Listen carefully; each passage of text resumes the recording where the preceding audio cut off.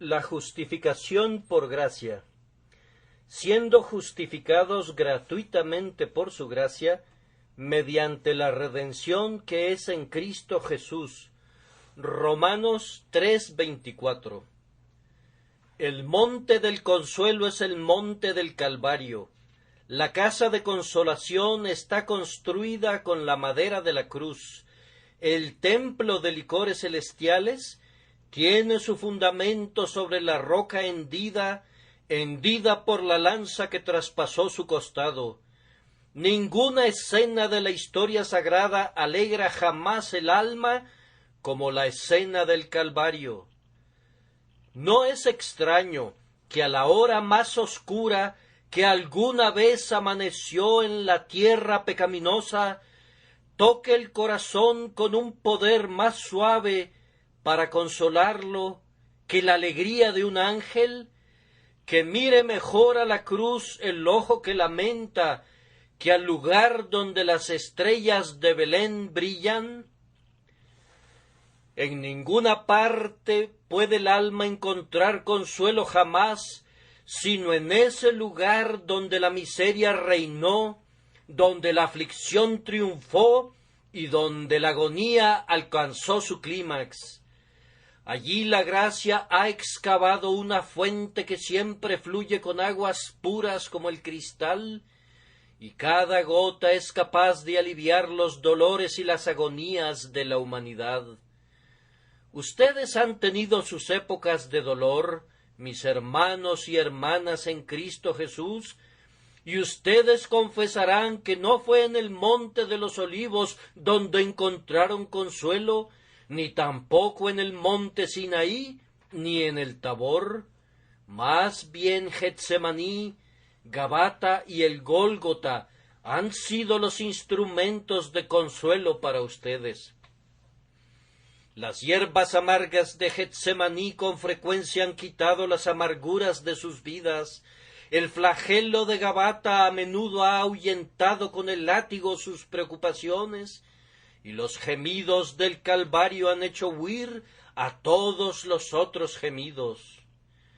Entonces esta mañana tenemos un tema que confío será el instrumento de consuelo de los santos de Dios, viendo que surge en la cruz, y a partir de allí corre en un arroyuelo rico en bendiciones perennes para todos los creyentes.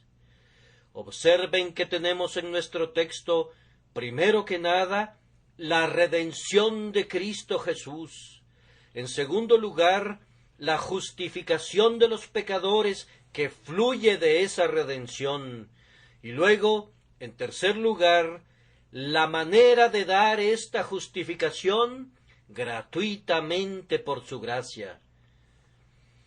Entonces, primero, tenemos la redención que es en o por Cristo Jesús. La figura de la redención es muy sencilla y ha sido utilizada con mucha frecuencia en la Escritura. Cuando un prisionero ha sido capturado y sometido a esclavitud por algún poder bárbaro, ha sido usual, antes de que pueda ser liberado, que se pague un precio de rescate. Ahora, nosotros, como estamos inclinados a la culpabilidad por la caída de Adán, y somos por tanto virtualmente culpables, fuimos entregados a la venganza de la ley por el irreprochable juicio de Dios. Fuimos entregados en manos de la justicia. La justicia nos reclamó como sus esclavos para siempre, a menos que pudiéramos pagar un rescate mediante el cual nuestras almas pudieran ser redimidas. Ciertamente nosotros éramos pobres como los hijuelos del búho, no teníamos con qué bendecirnos a nosotros mismos. Éramos, como nuestro himno lo ha expresado, deudores en bancarrota. Nuestra casa fue embargada, todo lo que teníamos fue vendido. Nos quedamos desnudos y pobres y miserables, y por ningún medio podíamos encontrar una recompensa. Y justo en ese momento Cristo entró y se hizo nuestro patrocinador, y en el lugar y posición de todos los creyentes pagó el precio del rescate para que nosotros pudiéramos en esa hora ser liberados de la maldición de la ley y de la venganza de Dios, y seguir nuestro camino limpios, libres y justificados por su sangre. Permítanme mostrarles algunas de las cualidades de la redención que es en Cristo Jesús. Ustedes recordarán a la multitud que Él ha redimido, no solamente yo, ni solamente tú, sino una gran multitud, la cual nadie podía contar, que excederá en número las estrellas del cielo, que no pueden ser contadas por los mortales. Cristo ha comprado para sí a algunos de cada reino y de cada nación y lengua bajo el cielo. Él ha redimido de entre los hombres a algunos de cada rango, desde el más elevado hasta el más bajo, a algunos de cada color, blancos y negros, a algunos de cada posición en la sociedad, a los mejores y a los peores. Jesucristo se ha entregado a sí mismo por algunos provenientes de todas las categorías, para que puedan ser redimidos para Él. Ahora, en relación a este rescate, tenemos que observar que se pagó todo, y todo fue pagado de una vez. Cuando Cristo redimió a su pueblo, lo hizo por completo. No dejó ni una sola deuda sin pagar, ni ningún pequeño saldo para ser pagado después. Dios demandó de Cristo el pago de los pecados de todo su pueblo. Cristo intervino y pagó hasta el último centavo que su pueblo debía. El sacrificio del Calvario no fue un pago parcial, no fue una exoneración parcial, sino que fue un pago completo y perfecto, y obtuvo una completa y perfecta remisión de todas las deudas de todos los creyentes que han vivido, que viven o que vivirán hasta el fin de los tiempos. En ese día que Cristo colgó en la cruz, no dejó ningún saldo que nosotros tuviéramos que pagar como una satisfacción para Dios. No dejó absolutamente nada, desde un hilo hasta el cordón de los zapatos, que Él no haya satisfecho.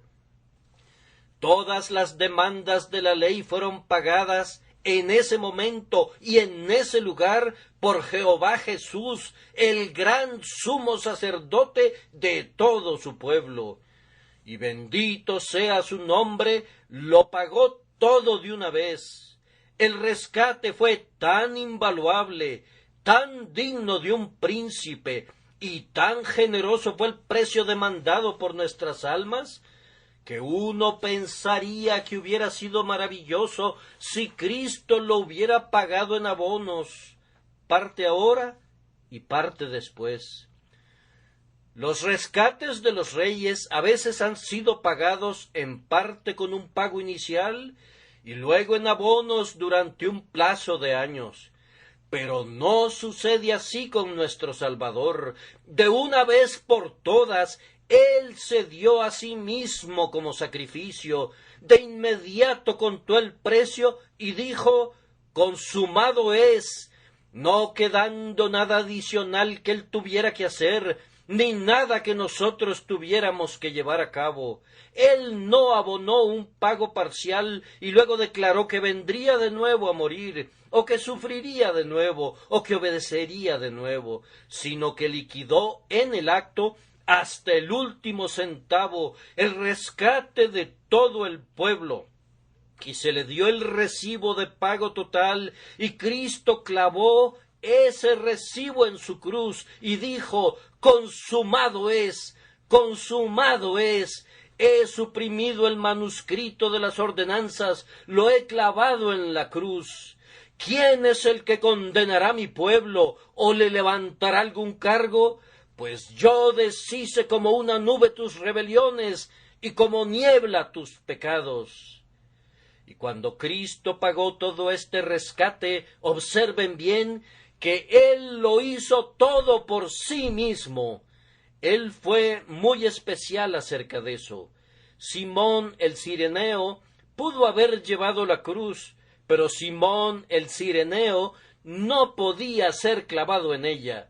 Ese círculo sagrado del Calvario estaba reservado exclusivamente para Cristo. 2 ladrones estaban con él allí. Ni había en ese lugar hombres justos, para que nadie dijera luego que la muerte de esos 2 hombres justos ayudó al Salvador. 2 ladrones estaban colgados con él, para que los hombres pudieran ver que había majestad en su miseria, y que él podía perdonar a los hombres y manifestar su soberanía, aun cuando se estaba muriendo. No había hombres justos que sufrieran. Ninguno de sus discípulos compartió su muerte. Pedro no fue arrastrado allí para ser decapitado. Juan no fue clavado a una cruz al lado de él. Fue dejado solo allí. Él dice: he pisado yo solo el lagar, y de los pueblos nadie había conmigo. El total de la tremenda deuda fue puesto sobre sus hombros. Todo el peso de los pecados de todo su pueblo fue colocado sobre él. Una vez pareció tambalearse bajo ese peso. Padre mío, si es posible. Pero luego se puso firme. Pero no se haga mi voluntad, sino la tuya. Todo el castigo de su pueblo fue destilado en una sola copa. Ningún mortal podría darle ni siquiera un sorbo. Cuando él se llevó la copa a sus labios, era tan amarga que casi la rechazó. Pase de mí esta copa. Pero su amor por su pueblo era tan grande que tomó la copa con sus 2 manos y de un solo sorbo de amor bebió hasta el fondo la condenación por todo su pueblo. La tomó toda, lo soportó todo, lo sufrió todo, de tal forma que ahora y por siempre no hay llamas del infierno para ellos, no hay potros de tormento, no tienen aflicciones eternas. Cristo ha sufrido todo lo que ellos deberían haber sufrido, y ellos deben salir y saldrán libres. El trabajo fue llevado a cabo completamente por él mismo, sin ayuda de nadie. Y además, observen que fue aceptado. Verdaderamente fue un rescate excelente. ¿Qué podría igualarlo? Un alma que está muy triste hasta la muerte, un cuerpo desgarrado por la tortura, una muerte del tipo más inhumano y una agonía de tal carácter que la lengua no puede mencionar, ni la mente de un hombre puede imaginar su horror. Fue un precio muy bueno, pero pregunto, ¿fue aceptado? ¿Ha habido precios que se han pagado algunas veces, o más bien que se han ofrecido, que nunca fueron aceptados por las personas a quienes se le había ofrecido, y por eso el esclavo no obtuvo su libertad? Pero este rescate sí fue aceptado. La evidencia es clara. Cuando Cristo declaró que Él pagaría la deuda por todo su pueblo, Dios envió al oficial para que lo arrestara. Lo arrestó en el huerto de Getsemaní y prendiéndolo lo arrastró al pretorio de Pilato, a casa de Herodes y al tribunal de Caifás. El pago fue hecho por completo y Cristo fue puesto en el sepulcro. Estuvo allí, encerrado en prisión vil, hasta que la aceptación fuera ratificada en el cielo. Durmió allí durante 3 días en su tumba. Fue declarado que la ratificación fuera esta, que el fiador quedaría en libertad tan pronto como sus compromisos de la fianza fuesen cumplidos. Ahora dejen que sus mentes visualicen a Jesús enterrado. Él está en el sepulcro. Es cierto que Él ha pagado toda la deuda, pero el recibo no ha sido entregado todavía. Él duerme en esa estrecha tumba, encerrado allí con un sello sobre una piedra gigante, duerme todavía en su tumba. La aceptación de Dios todavía no ha sido otorgada. Los ángeles todavía no han descendido del cielo para decir: la obra está hecha, Dios ha aceptado tu sacrificio. Ahora es la crisis de este mundo, oscila tambaleante en la balanza. ¿Aceptará Dios el rescate o no? Veremos. Un ángel desciende del cielo con un resplandor intenso, remueve la piedra y sale el cautivo, sin vendas en sus manos, habiendo dejado atrás su indumentaria fúnebre, libre para no sufrir nunca más, para no morir nunca más. Ahora, si Jesús no hubiera pagado la deuda, nunca habría sido puesto en libertad. Si Dios no hubiera aceptado su sacrificio, Él estaría en su tumba en este momento.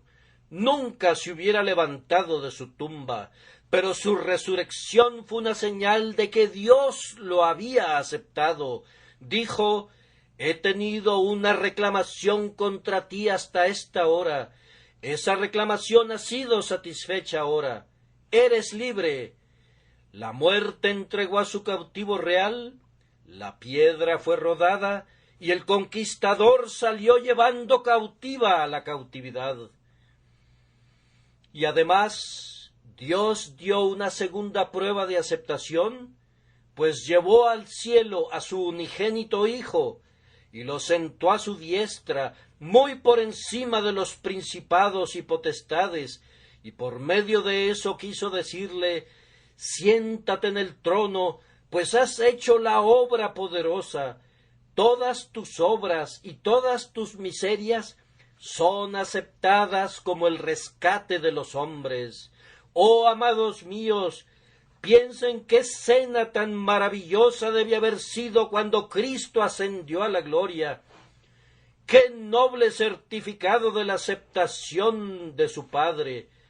¿No les parece contemplar la escena en la tierra? Es muy simple. Unos cuantos discípulos están sobre una colina y Cristo comienza a ascender con un movimiento lento y solemne, como si un ángel lo impulsara con suavidad, gradualmente, como niebla o vapor que se levanta de un lago hasta los cielos. ¿Pueden imaginar lo que sucedía allá a lo lejos?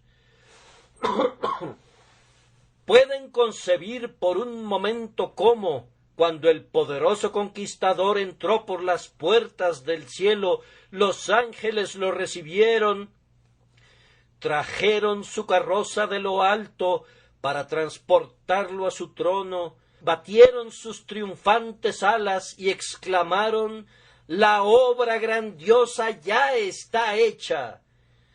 ¿Pueden imaginar cómo resonaban los aplausos cuando él entró por las puertas del cielo? ¿Pueden concebir cómo se empujaban unos a otros para ver cómo se aproximaba él, vencedor y sangrante de la batalla? Ven a Abraham, Isaac, Jacob y a todos los santos redimidos reunidos para contemplar al Salvador y Señor. Ellos habían deseado verlo, y ahora sus ojos lo contemplaban en carne y sangre, el conquistador de la muerte y del infierno. Pueden verlo con el infierno sujetado a las ruedas de su carruaje, arrastrando a la muerte cautiva a través de las calles reales del cielo. ¡Oh, qué espectáculo había allí ese día! Ningún guerrero romano obtuvo jamás un triunfo así. Nadie vio jamás un espectáculo tan majestuoso. la pompa de todo el universo, la realeza de la creación entera, los querubines y los serafines y todos los poderes creados se maravillaron ante esa escena.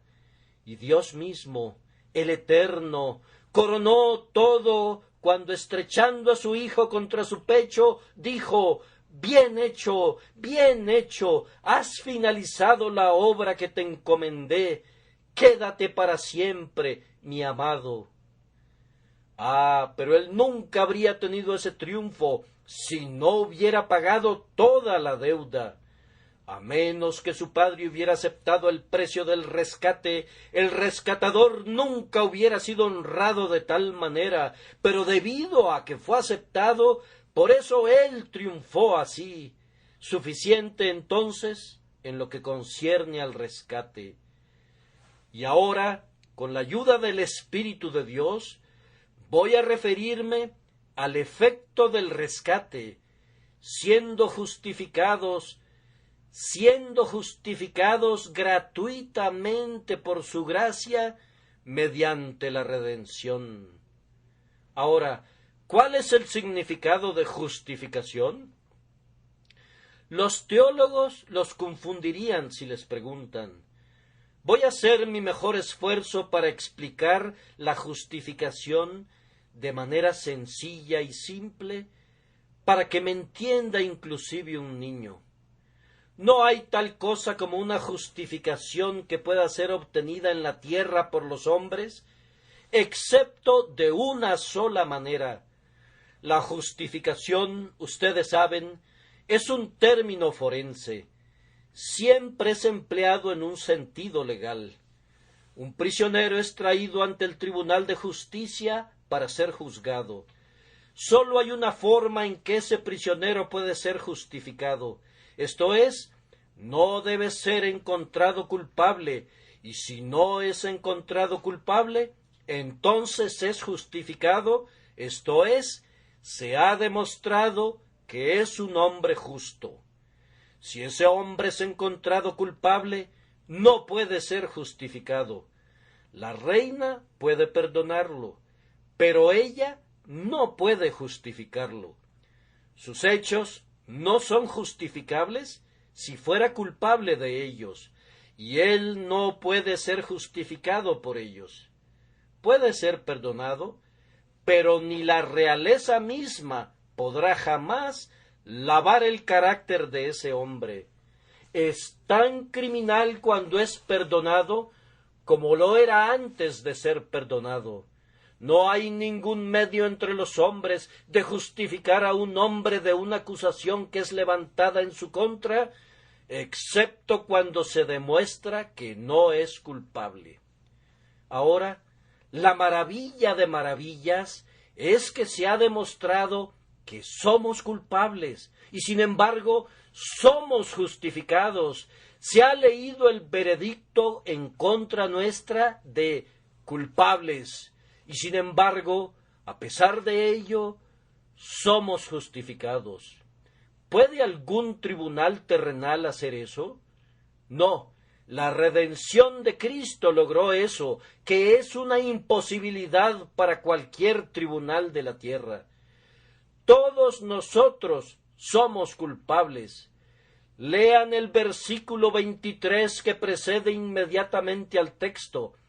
Por cuanto todos pecaron y están destituidos de la gloria de Dios. Allí es presentado el veredicto de culpables, y sin embargo, inmediatamente después, se dice que somos justificados gratuitamente por su gracia. Ahora, permítanme explicarles cómo justifica Dios al pecador. Voy a suponer un caso imposible. Un prisionero ha sido juzgado y condenado a muerte. Él es un hombre culpable. Él no puede ser justificado porque es culpable. Pero ahora, supongan por un momento que pudiera ocurrir algo así, que alguien más pudiera participar y que pudiera asumir toda la culpa de ese hombre, que pudiera ponerse en su lugar y por algún proceso misterioso, que por supuesto es imposible entre los hombres, se convirtiera en ese hombre, o tomara sobre sí el carácter de ese hombre. Él, el hombre justo, pone al rebelde en su lugar y convierte al rebelde en un hombre justo. Nosotros no podemos hacer eso en nuestras cortes. Si yo me presentara ante un juez y él decidiera que debe encarcelarme durante un año en vez de un desgraciado que fue condenado ayer a un año de prisión, yo no podría asumir su culpa. Podría sufrir su castigo, pero no podría llevar su culpa.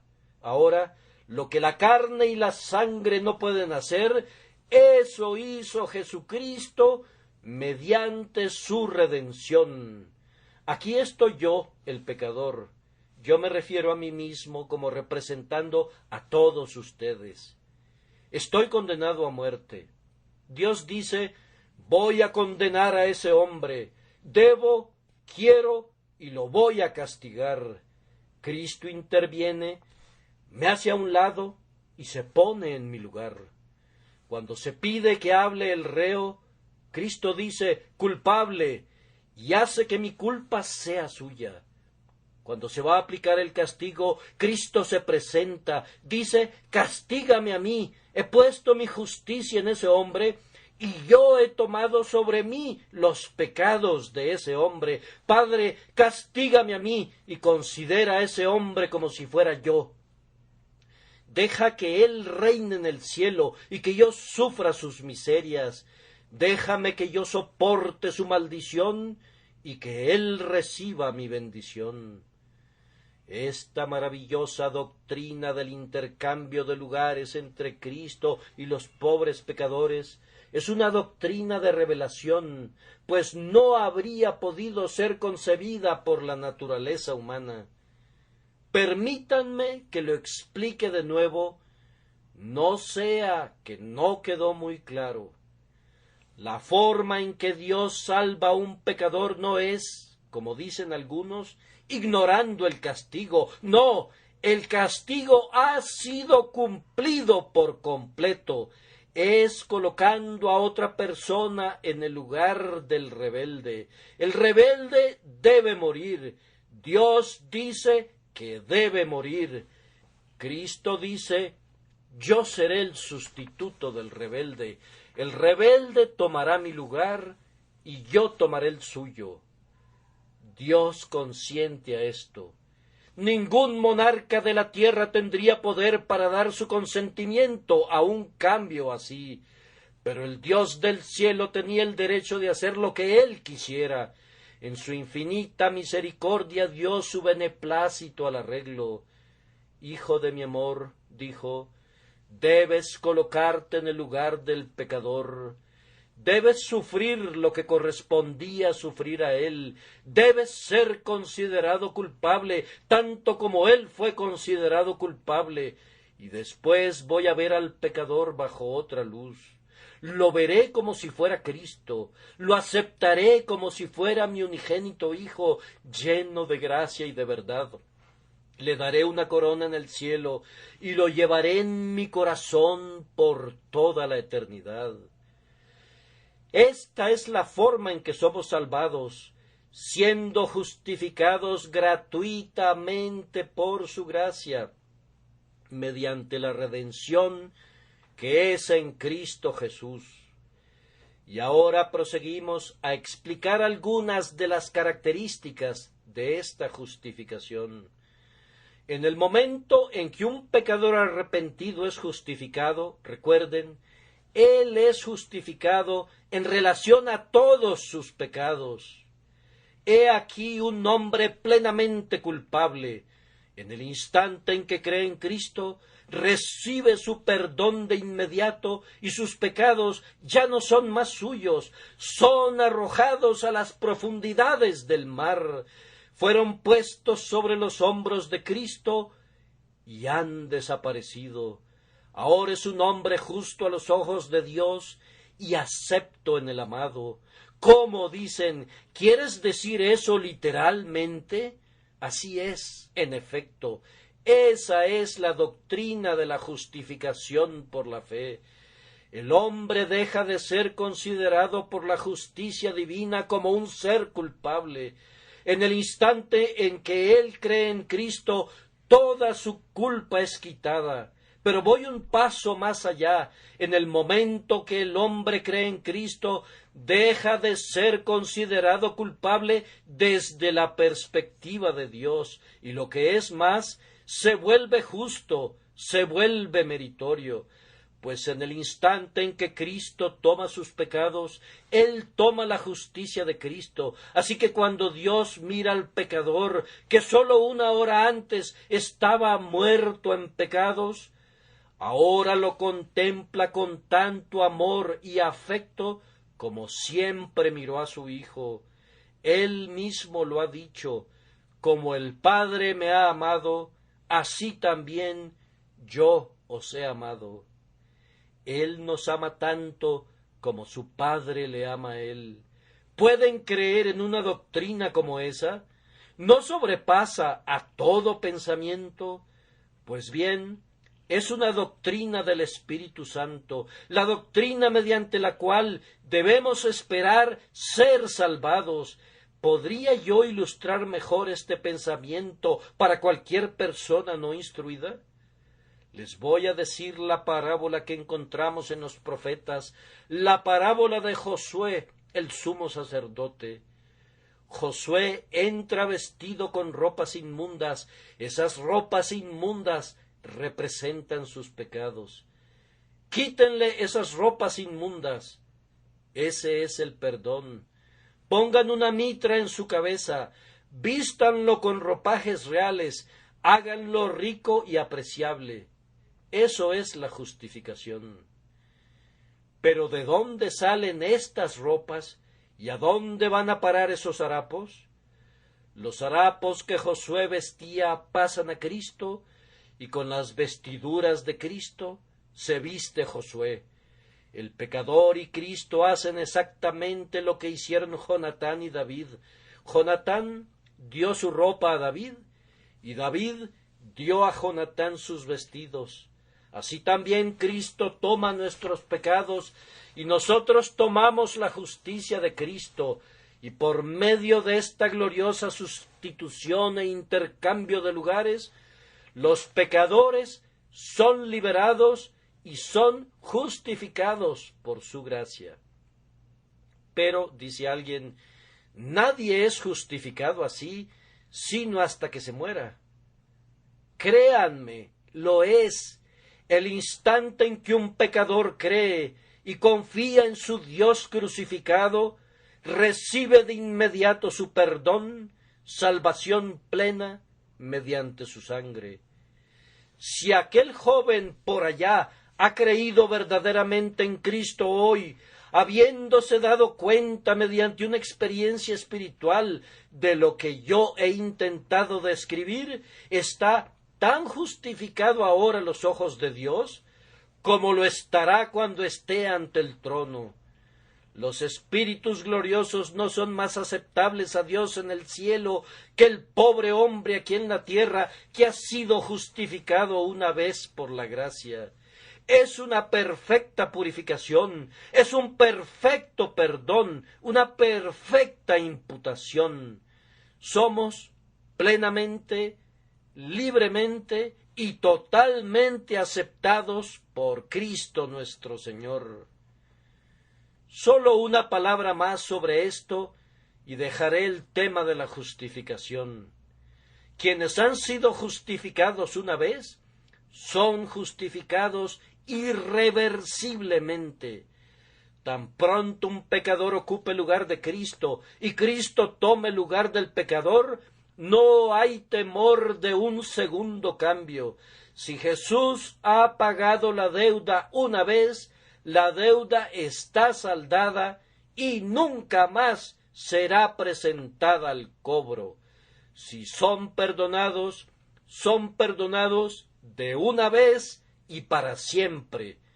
Dios no otorga al pecador su libre perdón, firmado de su puño y letra, para retractarse más tarde y castigarle. Está lejos de Dios proceder de esta manera. Él dice: he castigado a Cristo, tú puedes irte libremente. Y después de esto, nos gloriamos en la esperanza de la gloria de Dios, porque, justificados pues por la fe, tenemos paz para con Dios por medio de nuestro Señor Jesucristo. Oigo que alguien exclama: esa es una doctrina extraordinaria. Bien, alguien puede pensar así, pero déjenme decirles que es una doctrina que profesan todas las iglesias protestantes, aunque no la prediquen. Es la doctrina de la iglesia anglicana, es la doctrina de Lutero, es la doctrina de la iglesia presbiteriana, es visiblemente la doctrina de todas las iglesias cristianas. Y si resulta extraña a los oídos de ustedes, es porque no están acostumbrados a oír y no porque la doctrina sea extraña. Es doctrina de la Santa Escritura que nadie puede condenar a quien Dios justifica, y nadie puede acusar a aquellos por los que Cristo ha muerto, pues están completamente liberados de pecado. Así que, como dice uno de los profetas, Dios no ha notado iniquidad en Jacob, ni ha visto perversidad en Israel. En el mismo instante en que ellos creen, sus pecados son imputados a Cristo, dejan de ser suyos, y la justicia de Cristo les es imputada y contada como suya, de manera que son aceptados. Y ahora voy a terminar con un tercer punto, el cual espero exponer brevemente y con mucho denuedo: la forma de otorgar esta justificación. John Bunyan diría que hay personas a quienes se les hace agua la boca por este gran don de la justificación. Algunos de mis oyentes estarán diciendo: oh, si yo pudiera ser justificado. Pero ¿podré serlo, amigo? He sido un borracho, he sido un blasfemo, y todo lo ruin que pueda ser un hombre. ¿Acaso puedo ser justificado? ¿Tomará Cristo mis negros pecados, y tomaré yo sus blancas vestiduras? Sí, pobre alma, si tú lo deseas, si Dios te ha hecho desearlo. Si confiesas tus pecados, Cristo está dispuesto a tomar tus harapos y a darte su justicia para que sea tuya para siempre. Bien, pero ¿cómo se puede obtener?, dirá alguno. ¿He de ser un santo varón durante muchos años para llegar a conseguirlo? Escucha: gratuitamente por su gracia, gratuitamente, porque no hay precio que pueda pagarlo, por su gracia, porque no es por nuestros méritos. Pero yo he estado orando por ello, y no creo que Dios me perdone si no hago algo para merecerlo. Te digo, amigo, que si traes alguno de tus méritos, jamás serás perdonado. Dios otorga su justificación gratuitamente, y si tú traes algo para pagarla, te lo tirará a la cara y no te dará su justicia. Él la otorga gratuitamente. El viejo Rowland Hill fue cierta vez a predicar a una feria. Observó cómo los comerciantes vendían sus mercancías en subasta pública. Entonces Rowland dijo: yo también voy a hacer una subasta en la que venderé vino y leche sin dinero y sin precio. Mis amigos allí, dijo, se esfuerzan porque ustedes puedan llegarles a sus precios.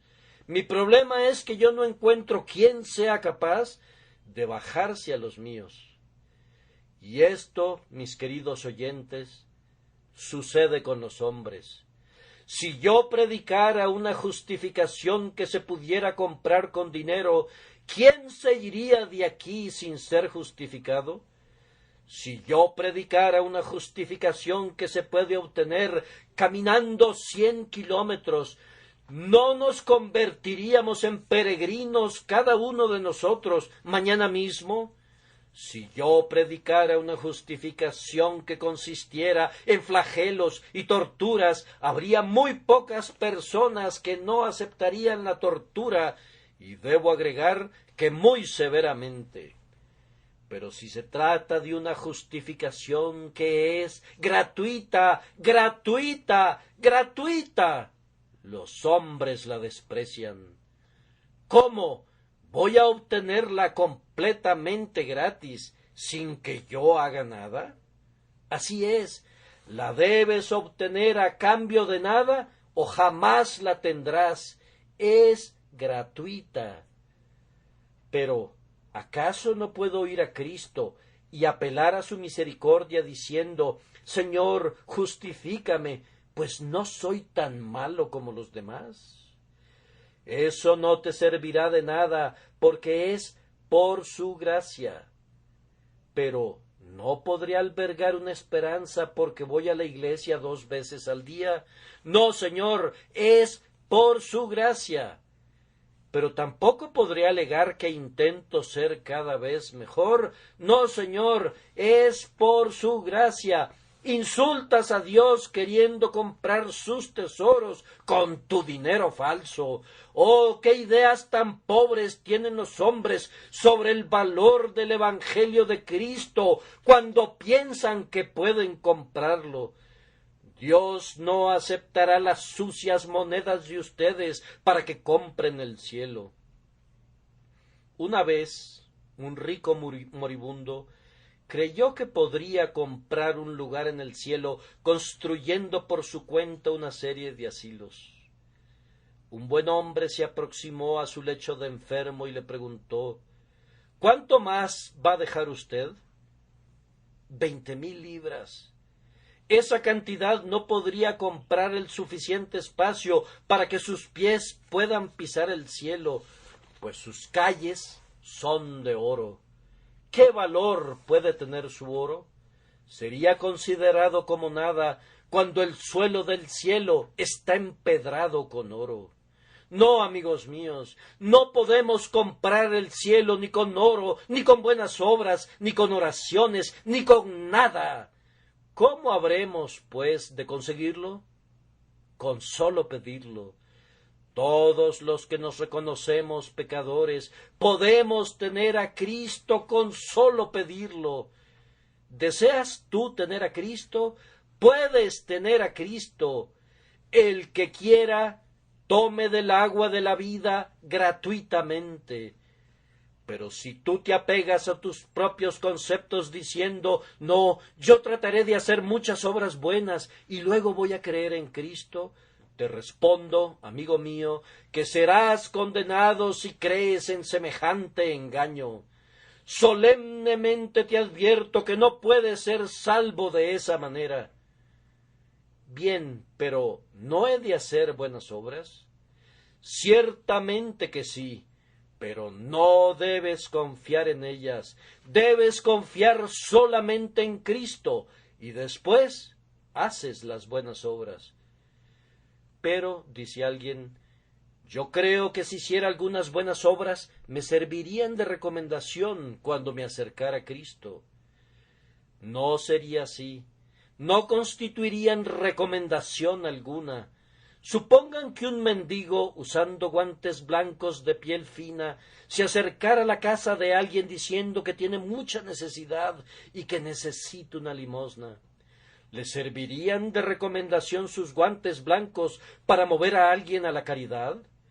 ¿Podrá servirle de recomendación para lograr limosna un lindo sombrero nuevo que se compró esta mañana? No, dirías, eres un miserable impostor, no necesitas nada y no obtendrás nada, fuera de aquí. El mejor distintivo de un mendigo son los harapos. Y el mejor ropaje para un pecador que vaya a Cristo es ir tal cual es, sin otra cosa que rodeado de pecado. Pero no, dice alguien, debo ser un poco mejor, y entonces creo que Cristo me salvará. No podrás ser mejor por mucho que lo intentes. Además, usando una paradoja, si pudieras mejorar, estarías en desventaja, porque cuanto peor seas, tanto mejor serás para ir a Cristo. Si son completamente impíos, vengan a Cristo. Si sienten su pecado y renuncian a él, vengan a Cristo. Aunque hayan tenido el alma más perversa y vil, vengan a Cristo. Si sienten que no tienen nada en ustedes que les pueda servir de recomendación, vengan a Cristo. Confía en Jesús, confía plenamente, no dejes que se mezcle otra confianza. No digo esto para alentar a ningún hombre a que continúe en su pecado. Dios no lo quiera. Si continúan en pecado, no deben venir a Cristo. No pueden. Sus pecados se lo impedirán. No pueden venir a Cristo y ser libres y continuar encadenados al remo de su galera, al remo de sus pecados. No, señores. Es el arrepentimiento, es dejar inmediatamente sus pecados. Pero fíjense bien que ni el arrepentimiento ni el dejar sus pecados puede salvarlos. Es Cristo, Cristo, Cristo, solamente Cristo. Pero sé que muchos de ustedes se irán y tratarán de construir su propia torre de Babel para llegar al cielo. Unos lo harán de una manera y otros de otra. Adoptarán ceremonias, pondrán como cimiento de la estructura la doctrina del bautismo infantil y encima colocarán la confirmación y la cena del Señor. Iré al cielo, dicen. ¿Acaso no guardo el Viernes Santo y el día de Navidad? Soy mejor que esos disidentes. Soy una persona sumamente extraordinaria. ¿Acaso no oro más que cualquiera? Estarás largo tiempo empujando esa rueda de molino sin que consigas avanzar una pulgada. ¿No es este el camino para llegar a las estrellas? Alguien dice, iré y estudiaré la Biblia y creeré en la sana doctrina. Y no dudo que, creyéndola, seré salvo. En verdad que no lo serás. No serás más salvo por creer en la verdadera doctrina que por hacer buenas obras. Vaya, dirá otro, eso me gusta.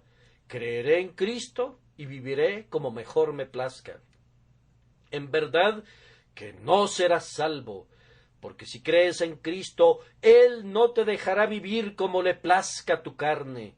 Por medio del Espíritu te constreñirá a mortificar tus inclinaciones y concupiscencias. Si te concede la gracia de que creas, también te dará después la gracia de vivir una vida santa. Si te da la fe, te dará después buenas obras. No puedes creer en Cristo a menos que renuncies a cada pecado y decidas servirle con pleno propósito de corazón. Por último, creo oír a un pecador que dice, ¿acaso es esa la única puerta?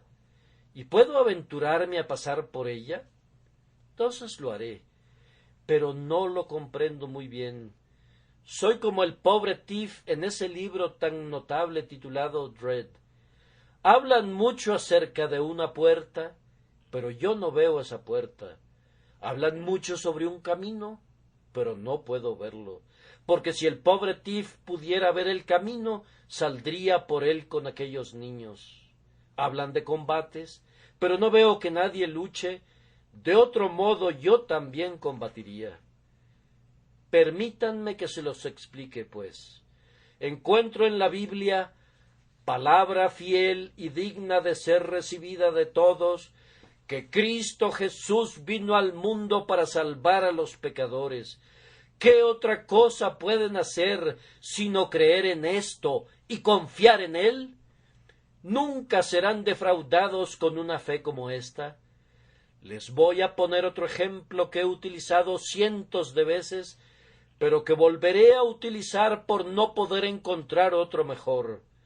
La fe es algo parecido a esto. Es una historia que se cuenta de un capitán de barco cuyo hijo, un muchacho joven, era muy aficionado a subir por el cordaje del buque. Una vez, persiguiendo a un mono, subió al mástil hasta alcanzar el verterlo mayor. Y como ustedes saben, el verterlo mayor es como una gran mesa redonda puesta sobre el mástil. Así que, cuando el joven estuvo allí, tenía espacio suficiente, pero la dificultad estaba, usando la mejor explicación que puedo, en que no podía alcanzar el mástil que estaba debajo de esa plataforma, pues su estatura no le permitía descolgarse por el verterlo, alcanzar el mástil y bajar. Allí estaba en esa plancha de madera. Se las había arreglado para llegar allí, de alguna manera u otra, pero le era imposible bajar. Su padre se dio cuenta y quedó horrorizado. ¿Qué debía hacer? En unos instantes su hijo caería y quedaría destrozado. Estaba aferrado a la plataforma con todas sus fuerzas, pero en pocos segundos caería sobre la cubierta, convirtiéndose en una masa informe. El capitán pidió un megáfono y llevándoselo a la boca gritó: «Muchacho, la próxima vez que el barco se incline lo suficiente, lánzate al mar». Era en verdad su única salvación. Podía ser rescatado del agua, pero jamás se salvaría si caía sobre cubierta. El pobre muchacho miró al mar. La altura era impresionante. No podía soportar la idea de arrojarse a la corriente que rugía allá abajo. Le pareció brava y peligrosa. ¿Cómo podría lanzarse a ella? Y así se aferró con todas sus fuerzas a la plataforma, aunque no había duda que pronto se soltaría y perecería. El padre pidió una pistola y apuntando al muchacho dijo: «Muchacho, la próxima vez que el barco se incline, lánzate al mar o si no te disparo». El chico sabía que su padre cumpliría su palabra y así, cuando el barco se inclinó hacia un costado, se lanzó al mar. Los robustos brazos de los marineros fueron tras él y lo rescataron subiéndole a cubierta. Como aquel joven, nosotros nos encontramos por naturaleza en una posición de peligro extremo, del cual ni ustedes ni yo tenemos la menor posibilidad de escapar por nosotros mismos. Desafortunadamente, tenemos algunas buenas obras propias a las que, como aquella plataforma, nos aferramos de forma tan entrañable que no las soltaremos nunca.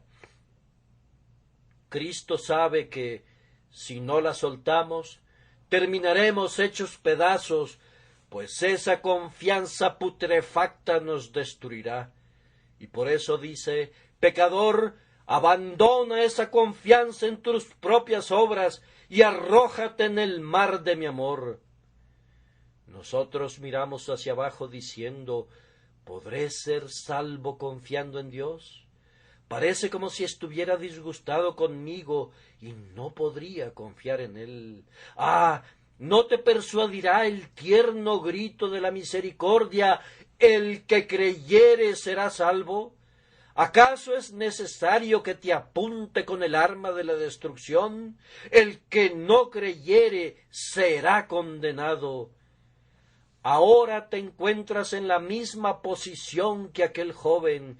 Te hallas en una situación que encierra un peligro inminente, y despreciar el consejo del Padre es motivo de la más terrible alarma y hace que tu peligro se agrave. Debes hacerlo o de otro modo morirás. Deja de aferrarte. La fe consiste en que un pecador se suelte de su asidero y se deje caer, y así es salvado. Y aquello que parecía ser su destrucción es el medio de su salvación. Crean en Cristo, oh pobres pecadores, crean en Cristo, ustedes que conocen su culpa y su miseria, arrójense sobre Él. Vengan y confíen en mi Señor, y como Él vive ante quien estoy, nunca confiarán en Él en vano, sino que serán perdonados y proseguirán su camino gozándose en Cristo Jesús.